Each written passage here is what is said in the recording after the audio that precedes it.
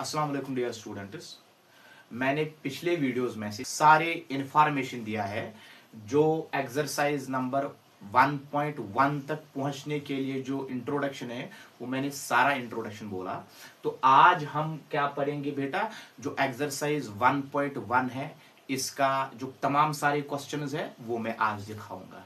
तो सबसे पहला क्वेश्चन जो है, आप जो पहला क्वेश्चन है इसमें से express each number as the product of its prime factors.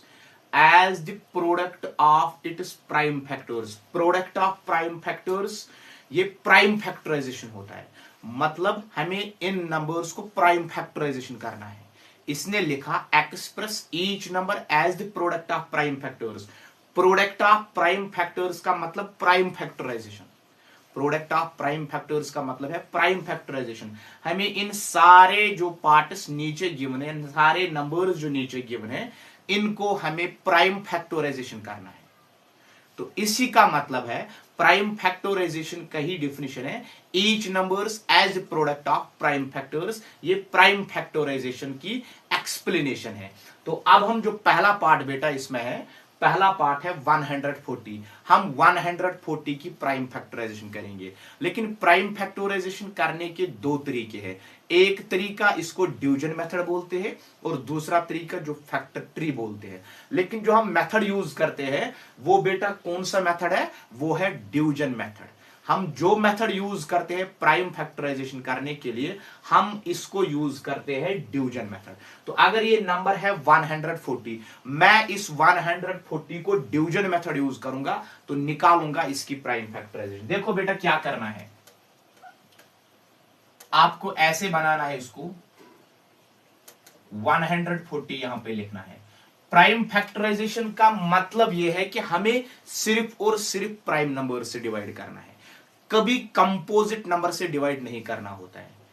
सबसे पहला पॉइंट इंपॉर्टेंट ये प्राइम फैक्टराइजेशन में कि ये जो डिवाइड हमें करना होता है नंबर को, गिवन नंबर को, वो सिर्फ और सिर्फ किससे करना है, वो करना है प्राइम नंबर से। प्राइम नंबर के बगैर और किसी नंबर से नहीं करना है। तो अगर हम 140 की बात करेंगे, इस 140 को सबसे पहला प्राइम नंबर है 2। क्या 2 के साथ इस 140 को डिवाइड होगा? डिवाइड मतलब रिमाइंडर 0 निकलना चाहिए। क्या 2 के साथ अगर मैं 140 को डिवाइड करूंगा क्या होगा? हाँ, इसको होगा। अगर मैं 2 के साथ डिवाइड करूंगा तो यहां पर आपको कोशेंट लिखना है। यहां पर आपको 140 को अगर हम 2 से डिवाइड करेंगे तो यहां पर बेटा हमें कोशेंट लिखना है। तो यहां पर कोशेंट आएगा 7070। अब इस 70 की बारी है। 70 को क्या 2 से होगा? अब 2 का प्रोसेस खत्म नहीं हुआ। जब तक 2 के साथ हो जाएगा तब तक करना। अब इस 70 को डिवाइड करना है। क्या 70 को 2 से फिर से होगा? हाँ, इसको 2 से होगा। तो यहां पर आपको कोशेंट लिखना है, ये है 35। 2 के बाद और एक प्राइम नंबर है 3। क्या 3 के साथ 35 को होगा? 3 के साथ 35 को एग्जैक्टली डिवाइड नहीं होगा। उसके बाद 3 के बाद कौन सी बारी है? 5। 5 के साथ इस 35 को होगा? हाँ, 5 के साथ इस 35 को होगा। तो 5 के साथ हम करेंगे तो यहां पे 7 आएगा। अब एक बार फिर 5 से ट्राई करेंगे, क्या 5 से होगा? नहीं होगा 5 के साथ। अब 7 की बारी, क्या 7 से होगा? हाँ, 7 के साथ होगा। 7 मान आर 7। यहां पर आपको नीचे कोशेंट लिखना है। यहां पर तो डिवाइजर बनते हैं, ये बनते हैं कोशेंट। अब मैं लिखूंगा बेटा यहां पे therefore 140 that is equals to, ये है ना लेफ्ट साइड का प्रोडक्ट करना है, वही हो गया प्रोडक्ट ऑफ फैक्टर्स। तो लेफ्ट साइड का प्रोडक्ट करना है 2 मल्टीप्लाई 2 मल्टीप्लाई 3 मल्टीप्लाई 5। इसको मैं ऐसे भी लिख सकता हूं दैट इज इक्वल टू, यहां पर 2 कितने बार मल्टीपल है? 2 बार। जितने बार ये मल्टीपल होगा इतना एक्सपोनेंट चढ़ाना है 2 को। तो ये बनेगा 2 raised power 2, because 2 2 bar multiple है। मल्टीप्लाई 3 एक बार मल्टीपल है, 1 लिखने की जरूरत नहीं है। कोई भी नंबर जिसको एक्सपोनेंट कुछ भी नहीं होता है तो इसको 1 होता है, तो 1 लिखने की जरूरत नहीं है। और यहां पे 5 भी एक ही बार मल्टीपल है तो इसको भी बेटा 1 लिखने की जरूरत नहीं होता। तो 140 की जो प्राइम फैक्टराइजेशन है वो है 2 रेज़्ड पावर 2 मल्टीप्लाई 3 मल्टीप्लाई 5। ये हो गया पहले पार्ट का आंसर। अब हम पार्ट नंबर सेकंड करेंगे। पार्ट नंबर सेकंड जो है ये है 156। पार्ट नंबर सेकंड जो है ये है 156। तो 156 की प्राइम फैक्टराइजेशन करेंगे। पहले किस मेथड से करेंगे? डिवीजन मेथड से। प्राइम फैक्टराइजेशन में निकालूंगा लेकिन डिवीजन मेथड से। पहले मैं बेटा देखूंगा कि 156 को 2 से डिवाइड होगा कि नहीं होगा। हाँ, इसको 2 से डिवाइड होगा। अगर हम 2 से इसको डिवाइड करेंगे 2 7 आर 14 2 8 जार, तो 78 आएगा बेटा यहां पे। उसके बाद एक बार फिर क्या 778 को 2 से डिवाइड होगा? हाँ, इसको फिर से 2 के साथ डिवाइड होगा। अगर मैं 2 के साथ इसको डिवाइड करूंगा ये बनेगा 3 9 39। अगेन यहां पे 39 को देख लेना है, क्या इस 39 को 2 के साथ डिवाइड होगा? नहीं होगा 2 के साथ डिवाइड। उसके बाद 3 की बारी है, क्या 39 को 3 के साथ डिवाइड होगा? हाँ, 39 को 3 के साथ डिवाइड होगा। तो यहां पर आपको कोशेंट मिलेगा 13। फिर उसके बाद तो 3 के बाद 3 से फिर 3 के साथ 13 को होगा? नहीं होगा। 5 के साथ 13 को होगा? नहीं होगा। 7 के साथ 13 को होगा? नहीं होगा। 11 के साथ 13 को होगा? नहीं होगा। तो सिर्फ और सिर्फ 13 के साथ होगा। तो ये बनेगा बेटा यहां पे 1। तो मैं लिखूंगा बेटा यहां पे therefore 156 that is equals to, left side में जो हमने प्राइम नंबर्स लिया इनका ही प्रोडक्ट, ये है 2 मल्टीप्लाई 3 मल्टीप्लाई 13। तो यहां पर हम लिख सकते हैं बेटा, ये 2 है ना, ये 2 बार मल्टीपल है, तो मैं लिखूंगा 2 रेज़्ड पावर 2, फिर मल्टीप्लाई ये 3 है ना, ये एक बार मल्टीपल है तो इसको 1 लिखने की जरूरत नहीं है। फिर मल्टीप्लाई 13 भी एक बार मल्टीपल है, इसको भी 1 लिखने की जरूरत नहीं है। अब हम करेंगे बेटा part number third. Part number third क्या है? पार्ट नंबर थर्ड है 3825। अब मुझे इस 3825 की प्राइम फैक्टराइजेशन निकालना है। 3825 मुझे इसकी प्राइम फैक्टराइजेशन निकालना है। तो यहां पर मैं लिखूंगा बेटा सबसे पहले, क्या इस नंबर को 3825 को 2 के साथ एग्जैक्टली डिवाइड होगा? नहीं होगा exactly divide, because last digit यहां पे 5 है। 5 को 2 के साथ एग्जैक्टली डिवाइड नहीं होगा, इसका मतलब इस पूरे नंबर को 2 के साथ डिवाइड नहीं होगा। उसके बाद 3 के साथ होगा, मैं 3 के साथ चेक करूंगा, अगर इन सम ऑफ डिजिट्स को 3 के साथ एग्जैक्टली डिवाइड होगा तब इस पूरे नंबर को 3 के साथ डिवाइड होगा। 3 + 8 हो गए 11, 11 + 2 हो गया 13, 13 + 5 हो गए 18, 18 को 3 के साथ एग्जैक्टली डिवाइड होगा, इसका मतलब इस पूरे नंबर को 3 के साथ एग्जैक्टली डिवाइड होगा। अगर मैं 3 के साथ करूंगा, 3 1 are 3, 3 2 are 6, 3 7 are 21, 3 5 are 15। Again मैं देख लूंगा बेटा, क्या इसको फिर से 3 के साथ होगा? हाँ, 3 के साथ होगा। 3 4 आर 12, 3 2 आर 6, 3 5 आर 15। अगेन मैं देख लूंगा बेटा, क्या इसको 3 के साथ होगा? 4 + 2 हो गया 6, 6 + 5 हो गया 11, 11 को 3 के साथ एग्जैक्टली डिवाइड नहीं होगा, तो इसका मतलब इस 4 to 5 को भी 3 के साथ एग्जैक्टली डिवाइड नहीं होगा। अब हम 5 के साथ बात करेंगे, क्या 5 के साथ इसको होगा? हाँ, बिकॉज अगर लास्ट डिजिट 0 होगा या 5 होगा तब 5 के साथ डिवाइड होगा। 5 8 आर और 5 5 आर। एक बार फिर देख लीजिए बेटा, 85 को 5 के साथ होगा? हाँ होगा। तो यहां पर 17 है, 17 एक प्राइम नंबर है तो इसको सिर्फ और सिर्फ 17 के साथ होगा, तो यहां पर कोशेंट आएगा 1।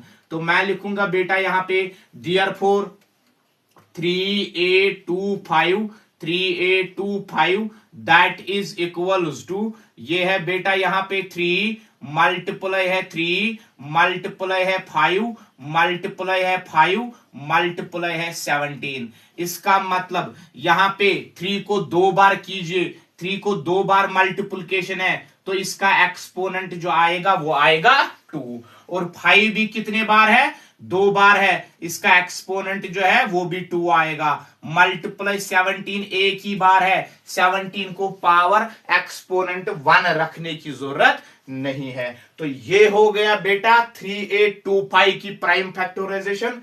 3 raised power 2, 5 raised power 2, 17 raised power 2। अब हम करेंगे बेटा उसके बाद नेक्स्ट वाला पार्ट नंबर 4 जो है, पार्ट नंबर 4 जो है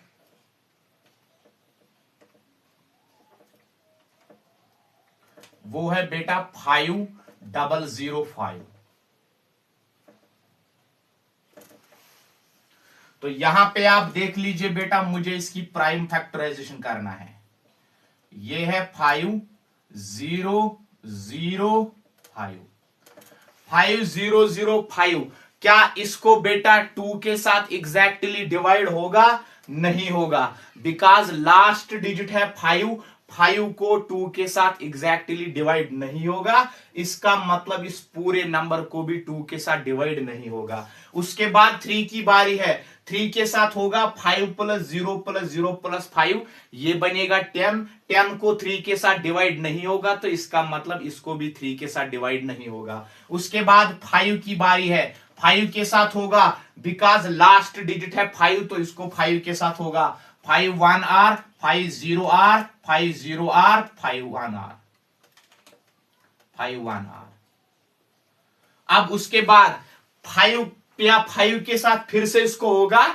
नहीं होगा बेटा। अब उसके बाद 5 के बाद 7 की बारी है, क्या 7 के साथ इसको होगा? हाँ, इसको 7 के साथ होगा। 7 1 R 7 7 4 R 7 4 R 28 7 3 R 7 3 R 21। उसके बाद क्या 7 के साथ इसको होगा? नहीं होगा बेटा 7 के साथ। फिर उसके बाद किसके साथ होगा?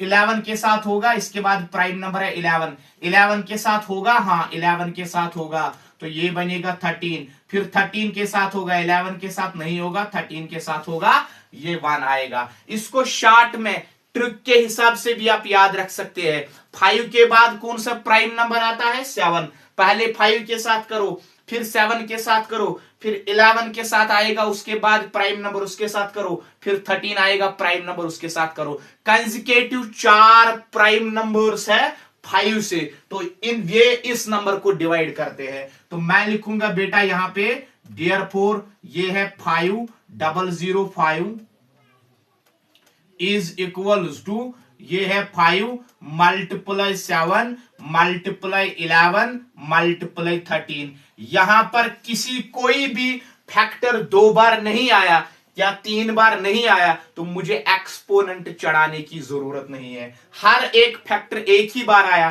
तो इसको एक्सपोनेंट 1 1 लिखने की जरूरत नहीं है। उसके बाद लास्ट वाला पार्ट नंबर 5 जो है, पार्ट नंबर 5 क्या है?